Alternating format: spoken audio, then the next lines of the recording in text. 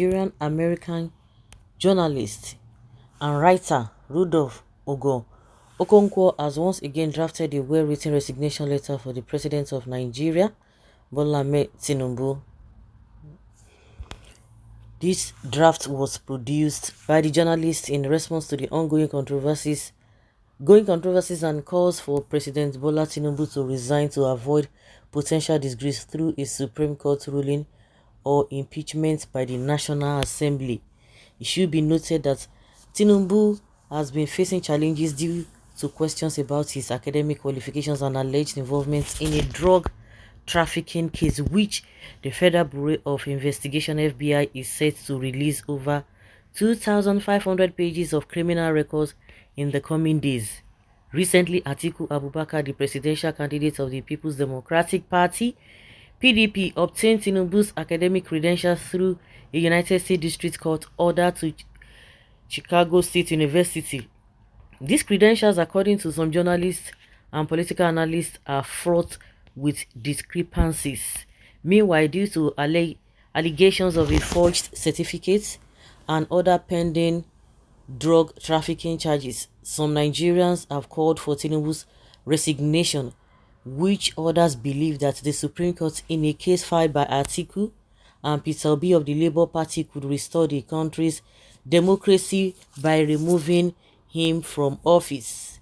In response to the calls for his resignation, Rudolph Okonkwo has decided to draft a comprehensive resignation letter for President Bola Tinubu. Okay.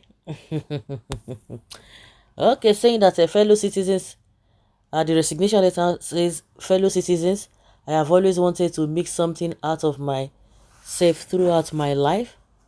From a low upbringing in the remote parts of western Nigeria, I took a tortuous journey across the country and the world that finally brought me to this pinnacle of every man's ambition as the President of the Federal Republic of Nigeria.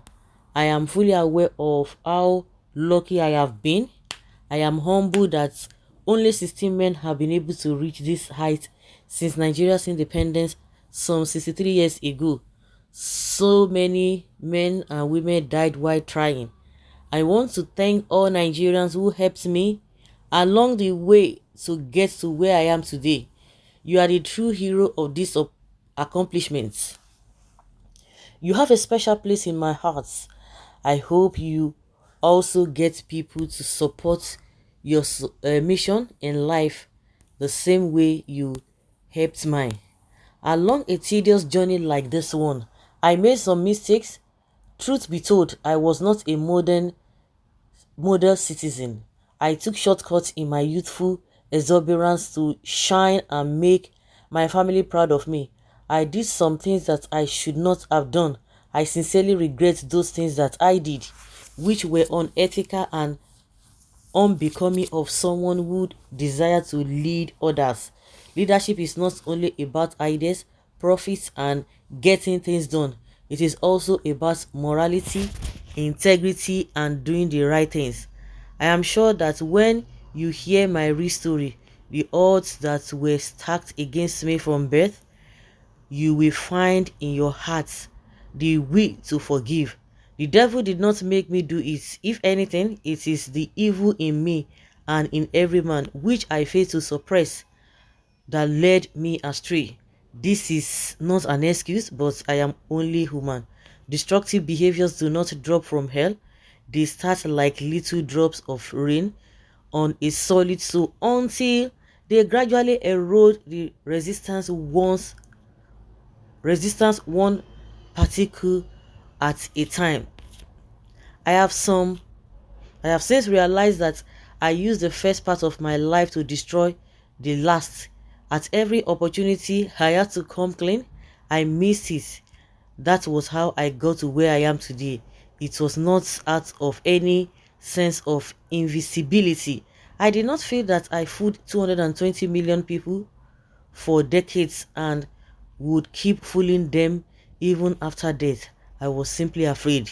I might have been called the Jagaban, but my thought process was nothing sophisticated. I feared unraveling A careful image I had built over the years. I was not sure that I would be able to recognize myself if I did. It was the wrong path to follow.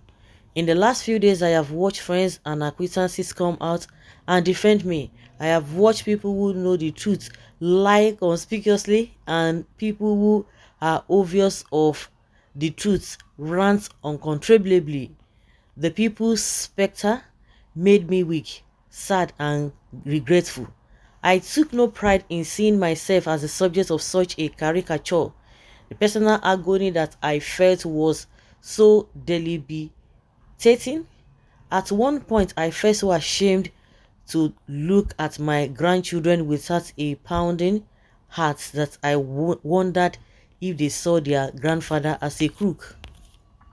I did not wish that my ascension as president would unleash a toxic film on our beloved country. I did not come to destroy what was left of our floundering country. Instead, I came to rebuild.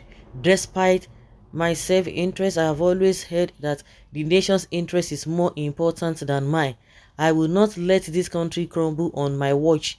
The truth is that I have lost the trust of so many of my compatriots and that of the wider world that I do not see how I can overcome the handicap without wasting time and the mega resources of Nigeria.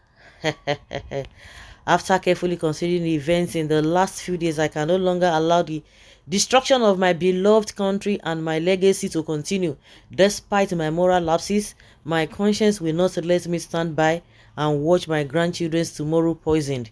In this current situation, I can no longer effectively perform my jobs as president. I have therefore decided to put the fates of over 220 million citizens of Nigerians above all things else. As a result, I am resigning the position of the presidency of the Federal Republic of Nigeria by midnight today. I hope my resignation will allow Nigeria to heal, open a new page of integrity and truth, and make this day one to remember as the day the nation's rebirth started. May the new culture that this day will bear be our country's guiding principles for centuries, even though I won't be around to midwife it. May this gesture reflect the renewed hope that I came to bring in the long run. I intended to hand over the country to my able vice president, who I was confident would lead the nation to a glorious place. Unfortunately, after consulting my lawyers, I was informed that I had to live with my vice president because my infraction was a pre-election matter. In effect, the country would have a chance for a clean start by conducting a new election. I sincerely think it is the best path to a new beginning. Whatever the cost, let us do it for generations unborn. If there are people I hurt in my political journey, I apologize. It was a privilege to serve Nigeria, and I wish my beloved country the best. Yours truly, Bola Ahmed Adekunle Tinubu. Wow. Wishful thinking. But exactly, this is just the truth and not the truth. But the question is that does Tinubu have the, say, moral obligation or the need to do that? For their man, they will die there. You see a lot of people coming to defend. They are just like Uru Baby.